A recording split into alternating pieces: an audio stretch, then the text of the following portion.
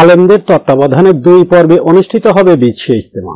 আলেমদের নেতৃত্বাধীন শুয়ারি নিজামের তত্ত্বাবধানে বিশ্ব ইজতেমা এবার 2 পর্বে অনুষ্ঠিত হবে। প্রথম পর্ব হবে 31 জানুয়ারি থেকে 2রা ফেব্রুয়ারি এবং দ্বিতীয় পর্ব হবে 3রা ফেব্রুয়ারি থেকে 5 ফেব্রুয়ারি পর্যন্ত। বৃহস্পতিবার এ তথ্য নিশ্চিত করেছেন শুয়ারি নিজামের মিডিয়া সমন্বয়ক হাবিবুল্লাহ রায়হান। তিনি জানান, কয়েকদিনের মধ্যেই সরকার থেকে নতুন তারিখের প্রজ্ঞাপন জারি করা হবে। এর আগে শুয়ারি নিজামের অধীনে শুধুমাত্র 1 পর্বের ইজতেমার তারিখ নির্ধারণ করা হয়েছিল। অন্যদিকে সাদপন্থীদের ইজতেমা 7 থেকে 9 ফেব্রুয়ারি অনুষ্ঠিত হওয়ার কথা ছিল। তবে পূর্ব ঘোষিত তারিখে সাদপন্থীদের ইজতেমা হবে না। এখন পর্যন্ত তাদের নতুন তারিখও নির্ধারণ করা হয়নি। এদিকে শুয়ারি নিজামের তত্ত্বাবধানে ইজতেমার প্রস্তুতি শেষ পর্যায়ে রয়েছে। এরই মধ্যে বিদেশি মেহমানরা ইজতেমা স্থলে আসতে শুরু করেছে।